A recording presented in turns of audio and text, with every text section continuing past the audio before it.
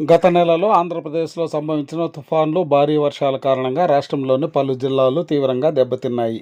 ముఖ్యంగా పూర్వపు కృష్ణా, గుంటూరు, పశ్చిమ గోదావరి జిల్లాల్లో పలు ప్రాంతాలు నీట మునిగి జనజీవనం స్తంభించిపోగా అపార ఆస్తి నష్టం సంభవించింది. సర్వస్వం కోల్పోయిన నిరాశ్రయులకు ప్రాథమిక అవసరాలు కల్పించడం, పునరావాస ఏర్పాట్లు చేయడంతో పాటు వారికి ప్రభుత్వ పరంగా ఆర్థిక తోడ్పాటునివ్వడానికి సంకల్పించిన రాష్ట్ర ప్రభుత్వానికి దాతలు పెద్ద మొత్తంలో విరాళాలను అందజేశారు. పలువురు స్వయంగా వరద సహాయక చర్యల్లో ప్రత్యక్షంగా పాల్గొని బాధితులకు ఆహార వస్తు సామాగ్రిని అందించగా మరెందరో ముఖ్యమంత్రి సహాయ నిధికి విరాళాలను పంపారు.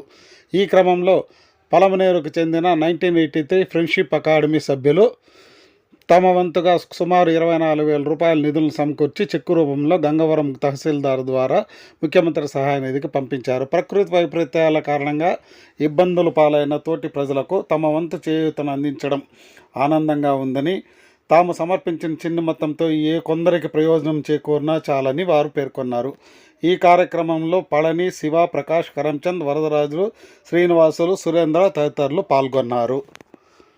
అనగా 8/10/24 మంగళవారం 1983 ఫ్రెండ్షిప్ అకాడమీ పలమనేరు తరఫున 23,673 రూపాయలు డీడీ తీసి మన గంగవరం ఎంఆర్ఓ దగ్గర తహసీల్దార్ దగ్గర ఇవ్వడం జరిగింది.